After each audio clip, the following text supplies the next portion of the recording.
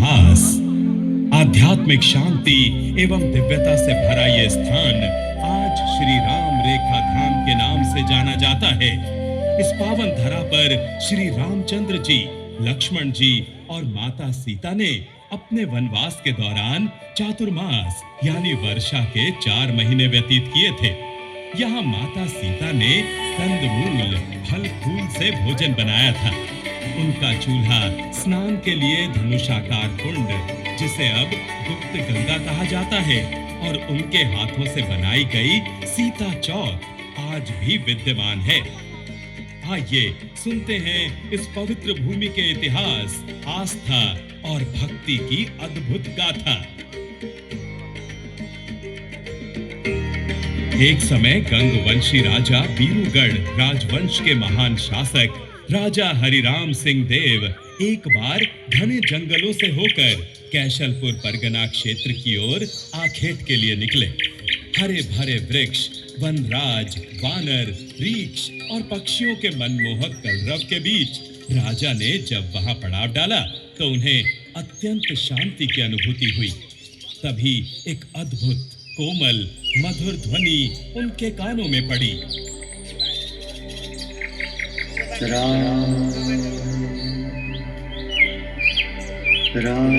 वे वहां से उठकर उस पवित्र ध्वनि की दिशा में बढ़ते गए। सामने देखा एक गुफा जो लताओं और बेलों से पूरी तरह ढकी हुई थी। राजा ने अपने सैनिकों से उन लताओं को हटाने को कहा। जैसे ही वे लताएं हटाई गईं, राजा की दृष्टि सबसे पहले एक शिवलिंग पर पड़ी। राजा ने उसे दंडवत प्रणाम किया और फिर उनकी दृष्टि पड़ी एक काले रंग के शंख पर जो मिट्टी की वेदी पर रखा था। वहीं से निरंतर राम राम की पवित्र ध्वनि निकल रही थी। राजा हरिराम सिंह देव ने उस शंख को माथे से लगाया, प्रणाम किया और उसके संरक्षण का आदेश दिया।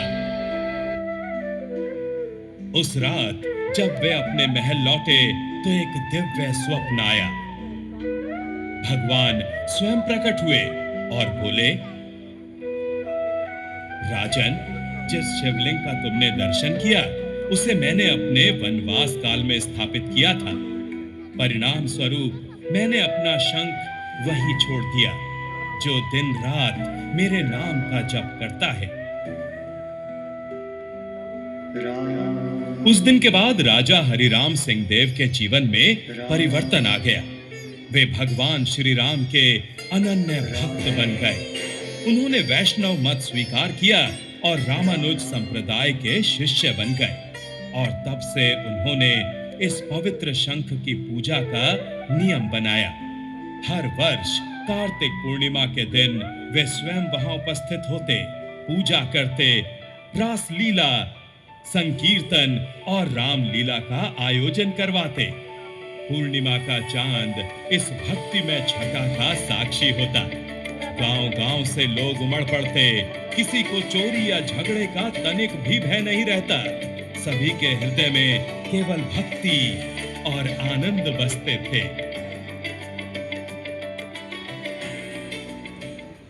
राजा हरिराम सिंह देव के देहांत के बाद उनके पुत्र राजा इंद्रजीत सिंह देव, फिर उनके पुत्र गजराज सिंह देव, फिर श्रीनिवास हुकुम सिंह देव, सभी ने इस परंपरा को निष्ठा से आगे बढ़ाया।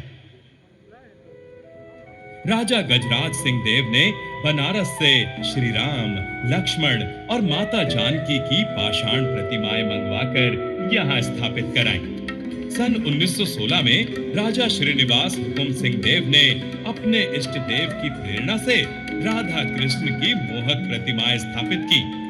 उन्होंने राम रेखा धाम को स्थायी रूप से दान देकर देवोत्तर संपत्ति के रूप में दर्ज कराया, ताकि पीढ़ी दर पीढ़ी ये परंपरा जीवित रहे।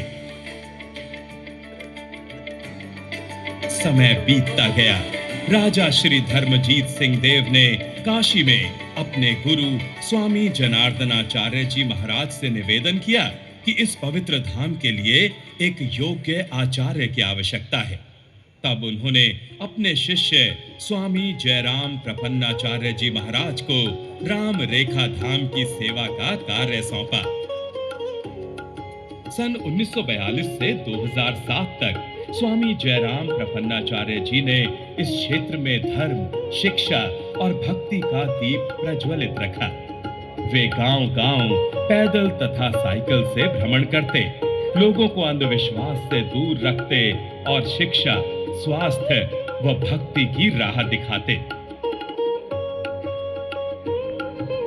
बाद में बीरूगढ़ राजवंश के टिकैत धनुर्जय सिंह देव, पटैत पद्मराज सिंह देव और लाल इंद्रजय सिंह देव ने भगवान के भोग नियोग हेतु भूमि और भंडार की व्यवस्था की। उन्होंने श्री राम रेखा धाम विकास समिति का गठन किया, जिससे इस धाम के विकास को एक नई गति मिली।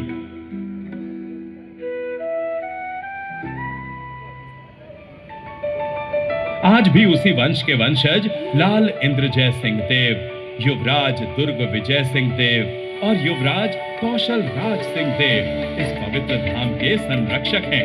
उनके मार्गदर्शन में श्री राम रेखा धाम का सर्वांगीण विकास हो रहा है।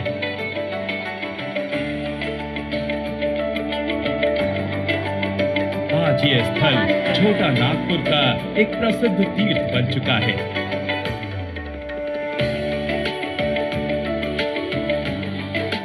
यहाँ अग्नि जीव मुनि, जो अगस्त्य मुनि के छोटे भाई थे, उनका आश्रम है। कहते हैं अप्रत्यक्ष रूप से मुनिगण यहाँ त्रेता युग से तपस्या में लीन हैं। बाबा जयराम प्रपन्नाचार्य जी को इन मुनियों ने प्रत्यक्ष दर्शन भी दिए थे। 1958 में पूज्य देवराहा बाबा भी यहाँ आए थे और उन्होंने भी मुनि गुफा में जाकर उनसे संवाद किया था। रेखा भास अर्थात राम रेखा धाम केवल एक तीर्थ नहीं, बल्कि ये भक्ति, सेवा और परंपरा का अमर प्रतीक है, जहां वन की नीरवता में आज भी राम राम की ध्वनि गूंजती है, जहां हर श्वास में भक्ति है, हर शिला में श्री राम का नाम अंकित है।